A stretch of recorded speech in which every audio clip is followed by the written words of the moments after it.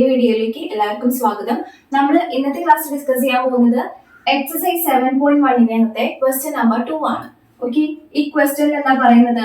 Convert the following ratio two percentages. അതായത് ഇവിടെ തന്നിരിക്കുന്ന റേഷ്യോസിനെ നമുക്ക് പെർസെന്റേജിലേക്ക് കൺവേർട്ട് ചെയ്യണം.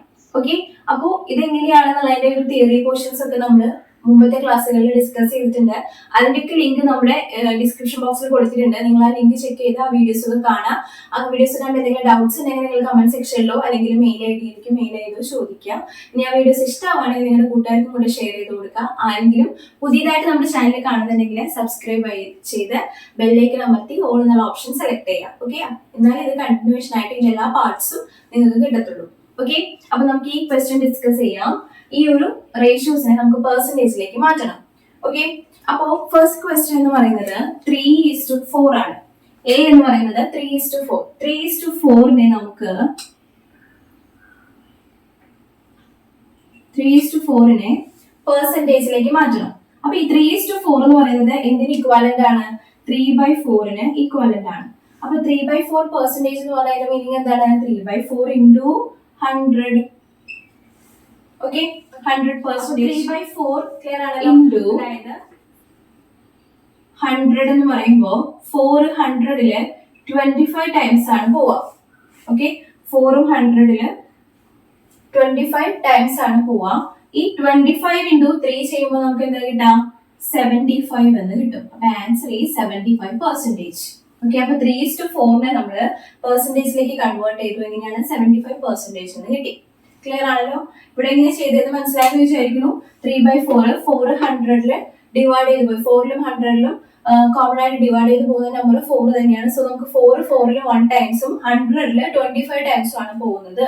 ഓക്കെ, ദെൻ ആ 25നെ 3 കൊണ്ട് ഇൻഡ്യൂ ചെയ്തപ്പോൾ 75 എന്ന് കിട്ടി. ക്ലിയർ ആയെന്ന് വിചാരിക്കുന്നു. അപ്പൊ 75% ആണ് ഇവിടെ 3:4 എന്നുള്ളതിന്റെ റേഷ്യോ ആണ്. നമ്മൾ പെർസെന്റേജിലേക്ക് കൺവേർട്ട് ചെയ്യുന്ന കിട്ടുന്ന എത്രയാണ്? 75%. ഓക്കെ, ക്ലിയർ ആണല്ലോ? നമുക്ക് നെക്സ്റ്റ് ക്വസ്റ്റ്യൻ ഡിസ്കസ് ചെയ്ത് നോക്കാം. നെക്സ്റ്റ് ക്വസ്റ്റ്യൻ 2:3 നമുക്ക് പെർസെന്റേജിലേക്ക് കൺവേർട്ട് ചെയ്യണം. അപ്പൊ ബി ക്വസ്റ്റ്യൻ എന്താണ്? 2:3 ഈ ഒരു റേഷ്യോനെ പെർസെന്റേജിലോട്ട് മാറ്റാനായിട്ട് എന്ത് ചെയ്യണം? 2:3 എന്ന് പറഞ്ഞാൽ എന്താണ്? 2/3 അത് ഇക്വാലന്റ് ആണ്. 2/3 പെർസെന്റേജ് എന്ന് പറയുന്നത് എന്താണ്? 2/3 into 100%.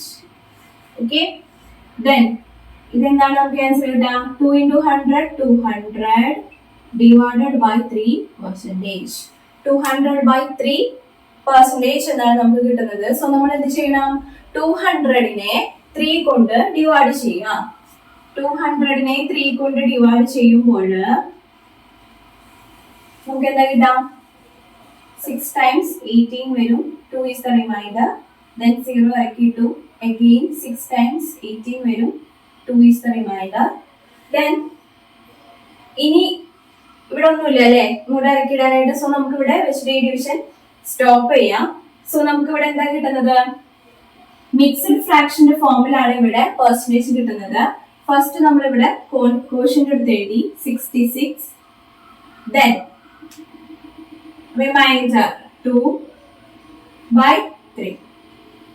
ഓക്കെ, 66 and 2/3 എന്നുള്ള ഒരു മിക്സ്ഡ് ഫ്രാക്ഷന്റെ ഫോമിലാണ് ഇവിടെ പെർസെന്റേജ് കിട്ടിയിരിക്കുന്നത്. ഇത്രയും പെർസെന്റേജ് ആണ് 2:3 എന്ന് പറയുന്നത്.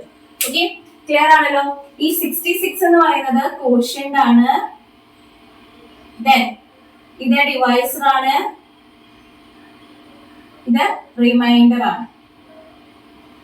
അപ്പൊ നമ്മൾ എങ്ങനെയാണ് ഒരു മിക്സ്ഡ് ഫ്രാക്ഷൻ ആയിട്ട് എഴുതാം? First quotient, then divisor divided by remainder. ഇതാണ് മിക്സ്ഡ് ഫ്രാക്ഷന്റെ ഒരു ഫോർമുല എന്ന് പറയുന്നത്. അപ്പൊ ഈ ഫോർമുല അനുസരിച്ച് 66 and 2/3% ആണ് 2:3 എന്ന് പറയുന്നത്. എന്തെങ്കിലും ഡൗട്ട് ഉണ്ടെങ്കിൽ നിങ്ങൾ ചോദിക്കാം കേട്ടോ. അപ്പൊ ഈ ഒരു ക്വസ്റ്റ്യനും കൂടെ മനസ്സിലായെന്ന് വിചാരിക്കുന്നു. നമുക്ക് അടുത്ത ക്ലാസ്സിലെ അടുത്ത ക്വസ്റ്റ്യൻ ആയിട്ട് കാണാം. അതുവരെ ബൈ.